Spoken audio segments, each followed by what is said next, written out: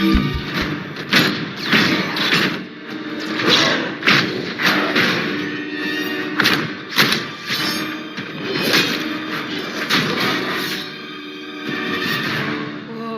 Problem? No. I've just never had front ringside seats before. Let's get to work.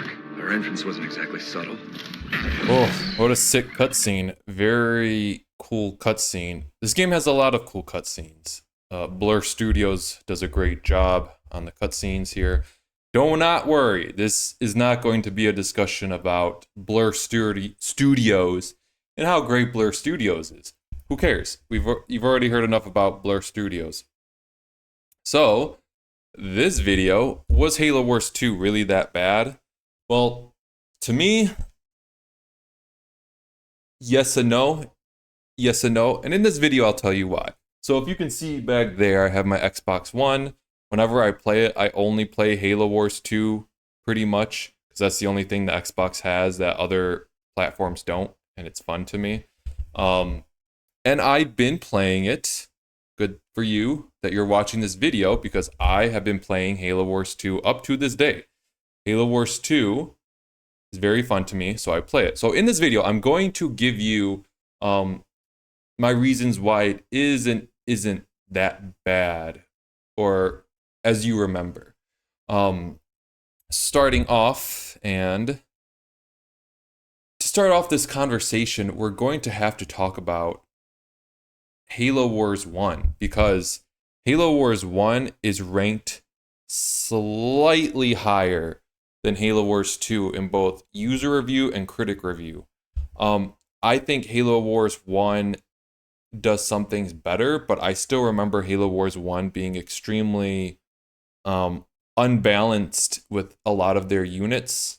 For example, the Wraiths were just shit compared to the Scorpions, so nobody built Wraiths.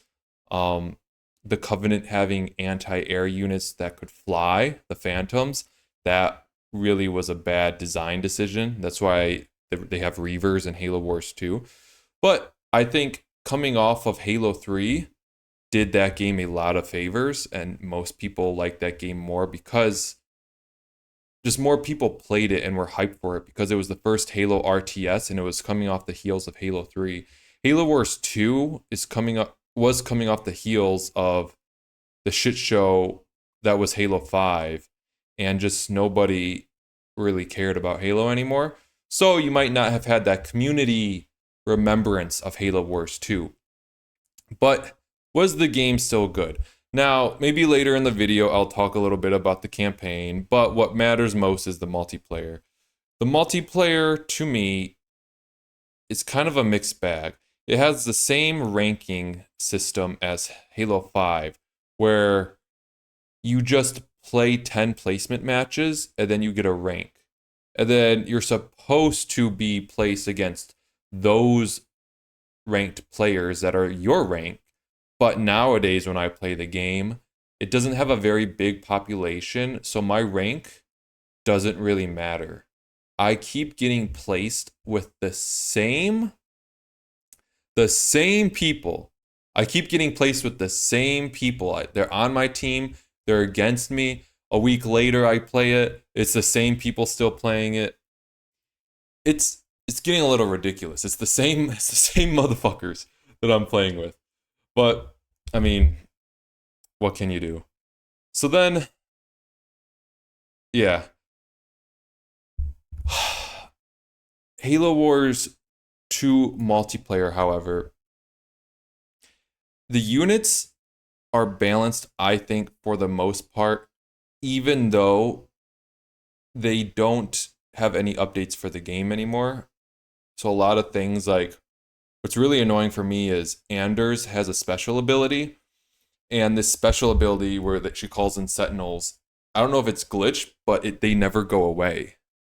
And so things like that are annoying and they don't get patched. But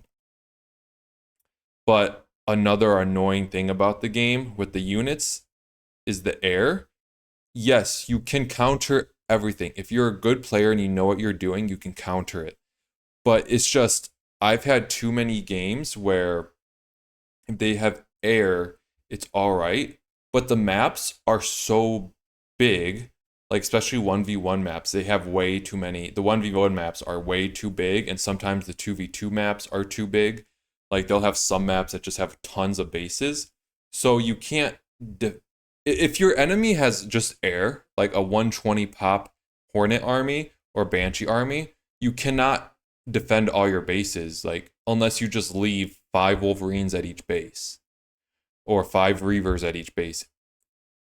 Also, even though that's not as big of a deal, they could have vultures, and vultures are instant base killers. They will kill your base instantly if you're not there to defend it.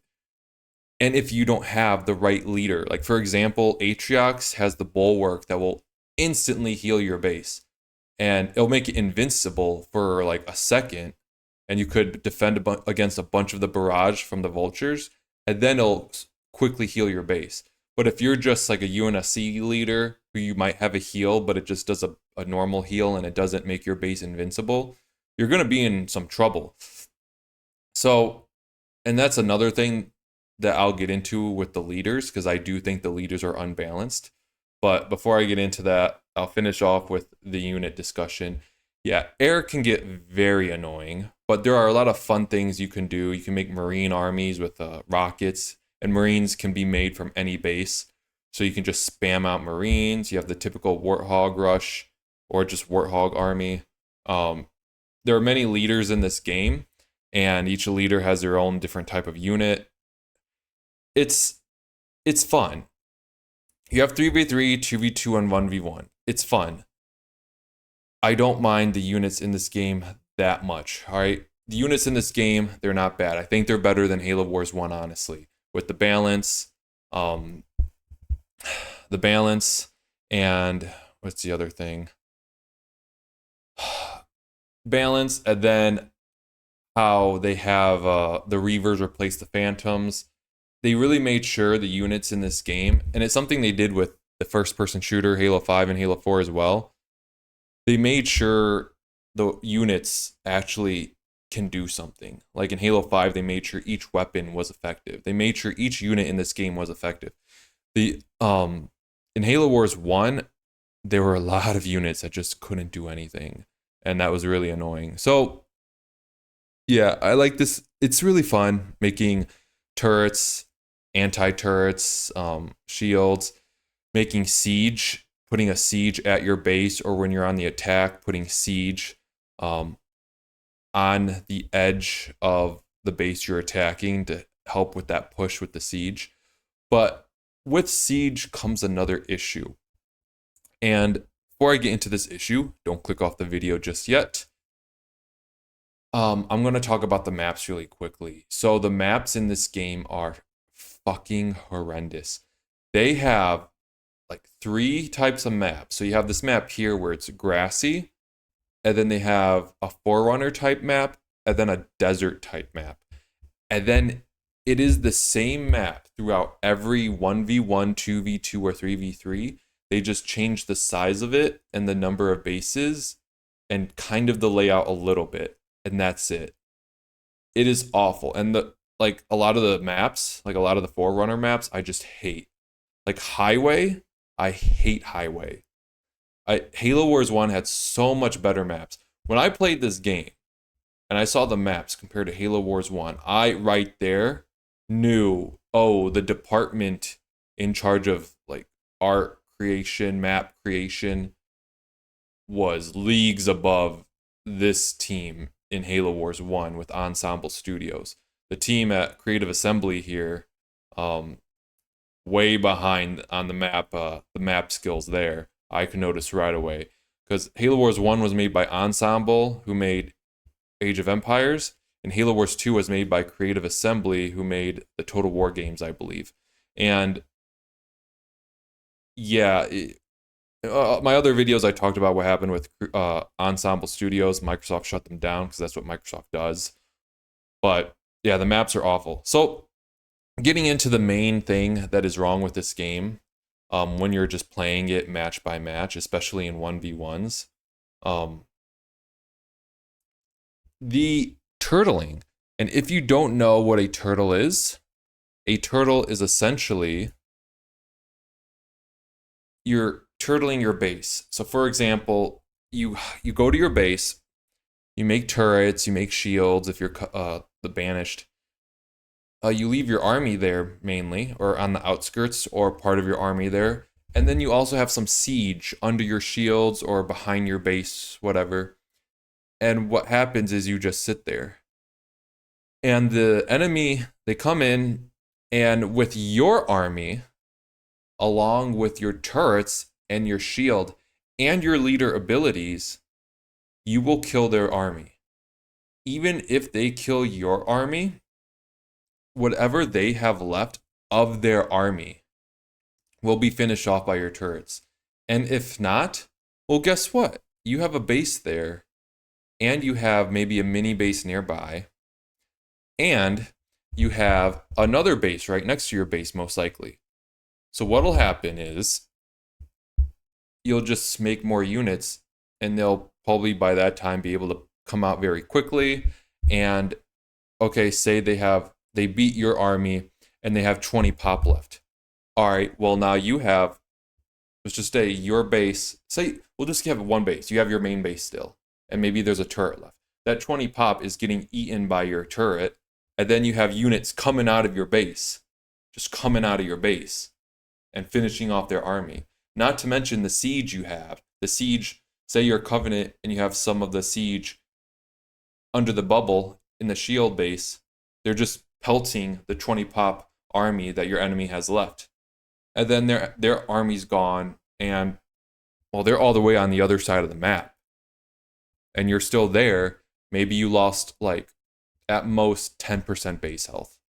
By the time they come back with another army, your base health is up because you healed it with probably an engineer or a falcon. Your army's back.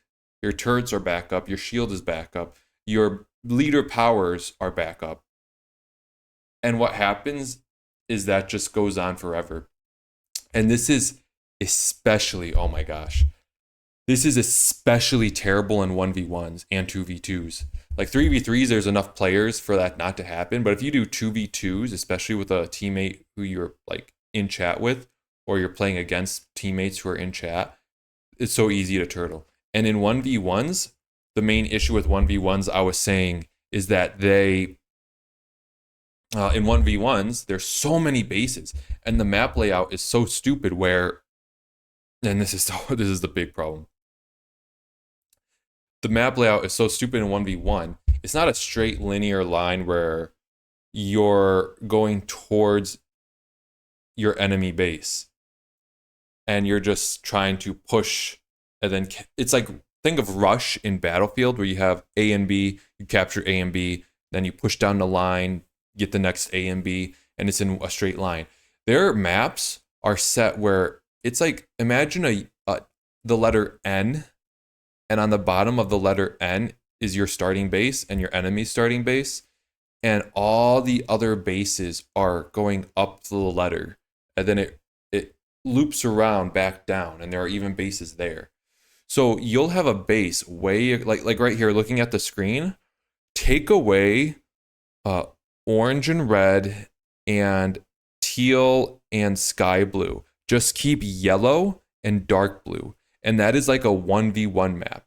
You're both set at the bottom left and bottom right of the map, and then there's just bases everywhere. So you can capture a far out base, but what typically happens is they'll send their army, or they'll send like 10 Banshees or 10 Hornets to just kill it. And you're at your main bases, the main two, and you can't defend it.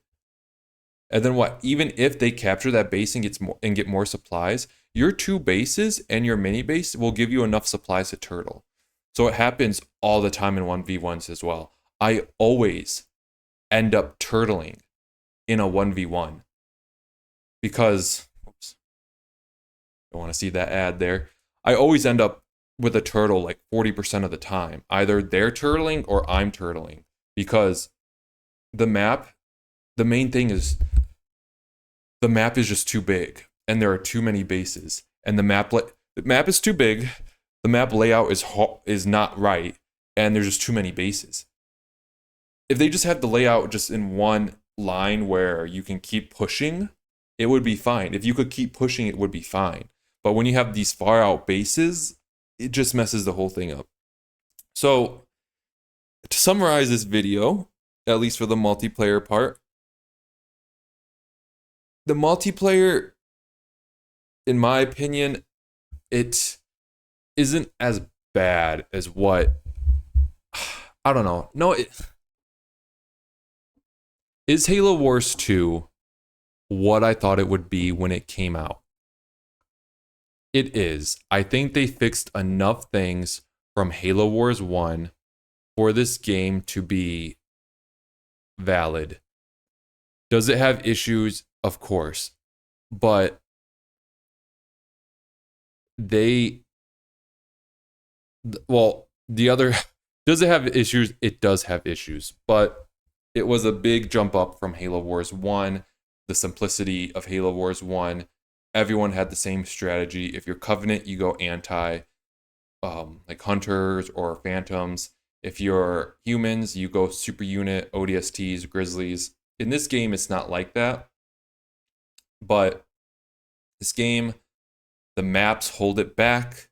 The turtling holds it back. The annoying super units like vultures that could instant kill your base hold it back. And the imbalanced leaders hold it back a little bit. And that is something I forgot to mention. There's a meta to this game with S tier leaders, A tier leaders, B tier leaders. And this game, the leaders I use a lot is Atriox. For the Covenant, I almost solely use Atriox. And for the humans, the UNSC, I use, what was it? It was Cutter. Was I using anything else? I mainly use Cutter. When I'm just trying to have fun, maybe I'll use Jerome sometime, do the bunker drops. Covenant, maybe I'll use Shipmaster so I can go camouflage and run around camouflaged with and attack bases. But like, for example, Jerome, his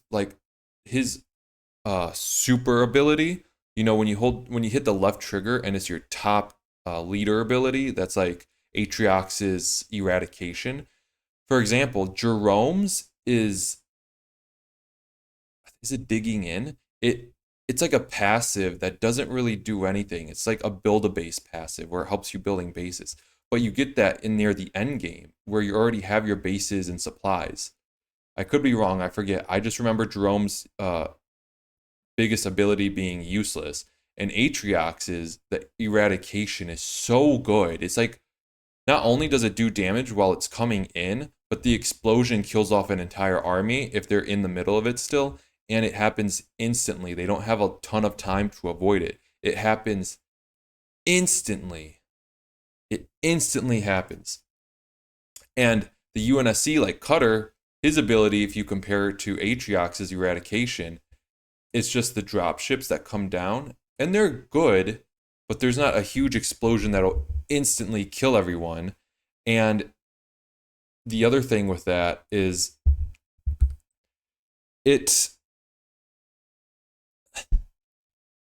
you can take down the UNSC ships with Cutter's ability. When Cutter's ability is coming in, you have Pelicans flying around shooting their turrets. You can shoot them down. I feel like the Covenant, they're just better in this game than the UNSC. Like the engineers are better than the Nightingales because they can use shields. You can put shields up as a secondary ability of the engineers. Whereas the Nightingales, while they heal, they just shoot smoke. You can shoot smoke to cover your units. And I've never really seen it used before that good. Yeah. But I'm going to get into that. That's enough of the multiplayer. Yeah, the population just isn't there. You'll play against the same people. Like you'll know if you're going to win or lose based on who's on your team, based on how well that player did last time against you or with you 2 games ago. I'm going to get into now real quick the graphics. I think the graphics are okay. I've never played this game at 60 frames. I wish I had, but I haven't because I played it on Xbox and it's not 60 frames. I think it is now on the Series X, but I don't have that console because there's no reason to buy that console. The graphics for 2017, think are pretty good. It I went back and played Halo Wars 1 Definitive Edition, and just the way it looks and the movement, like it's not like an Age of Empires 2 uh pre-rendered graphics, kind of like 2D, 3D looking, but it's 3D in Halo Wars 1, but barely. I notice. Even like the projectiles, like the hunter's beams are more like 2D in Halo Wars 1. Halo Wars 2 is more of a 3D game, it feels like. There's more the character models and the projectiles they shoot out are more 3D to me. Um it's just a better looking game. And to get into the campaign, so the campaign, they introduced the Banished in this game, and at this point in 2017 when it came out, I think they had decided to scrap Halo 5 story partially because they introduced the Banished, and maybe I say partially because the end credits of this game or the secret end scene, you have Anders. She sees a guardian that Cortana is controlling. So maybe they didn't scrap the whole Halo 5 story yet, but they had such good reception of the Banished in this game that they made it Halo Infinite story just about the Banished. But so the story, you had the end scene with the guardian that Anders sees. It led to nothing. It meant nothing. There's really no ending to this game. You still have Cutter and Atriox just alive and looking at their militaries, and then there's no resolution to it. Probably to sell DLC, which they did have, Awakening the Nightmare with the Flood.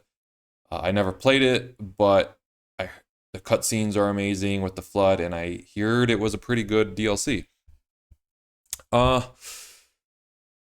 The rest of the story is just a typical RTS campaign where maybe you start off with a warthog and it's like, go here, defend this, and just the gameplay part of the campaign, it's whatever. I wasn't a fan of it or Halo Wars 1 really, but the story part of it,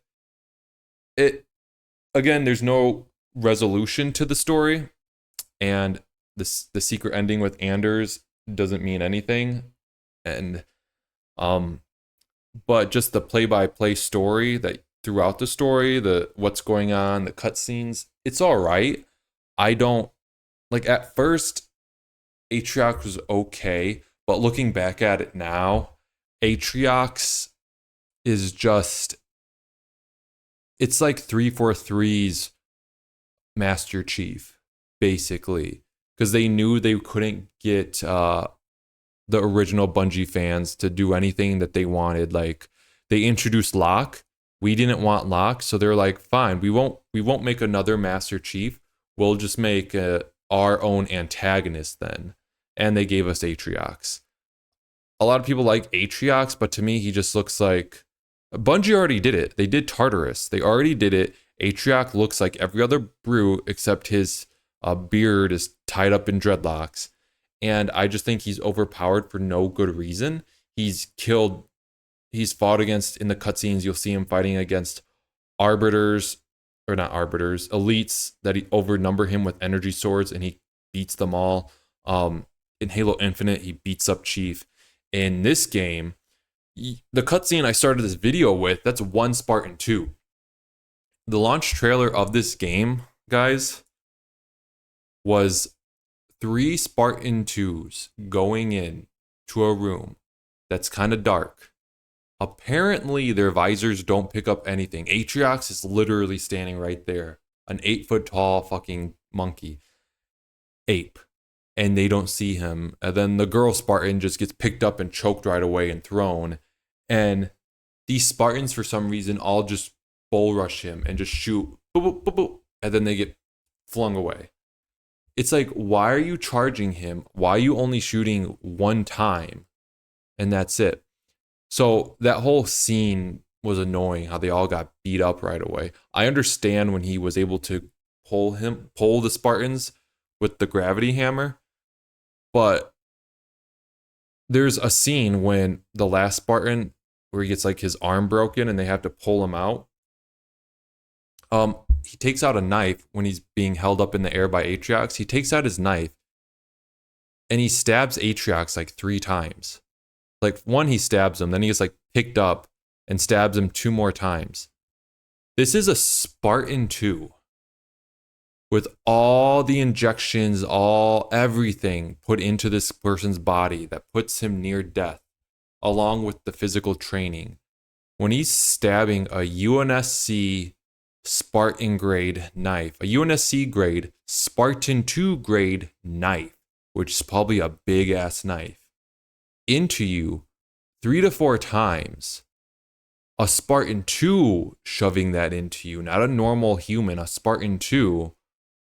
Atriox should have been hurt, and he wasn't. He just then broke his arm and threw him on the ground and then hit him with the hammer.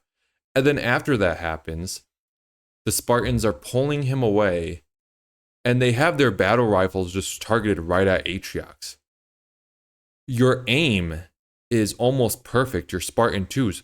Unload your clips, throw a grenade, shoot him in the face with no armor, but they just retreat. And it was so stupid, especially the charging him. I understand. I just don't know why they didn't just keep their distance. I understand if they're saying they didn't know how powerful he was, but it's just 343 trying to show us how strong Atriox is. But the issue with Atriox is he's basically invincible throughout. From Halo Wars 2 to Halo Infinite, he's been untouchable. And for no reason. There's no reason. In all the Bungie games, everyone was vulnerable. Even the Arbiters vulnerable. And they just made Atriox this. Even Master Chief was vulnerable when the Gravemind had Master Chief.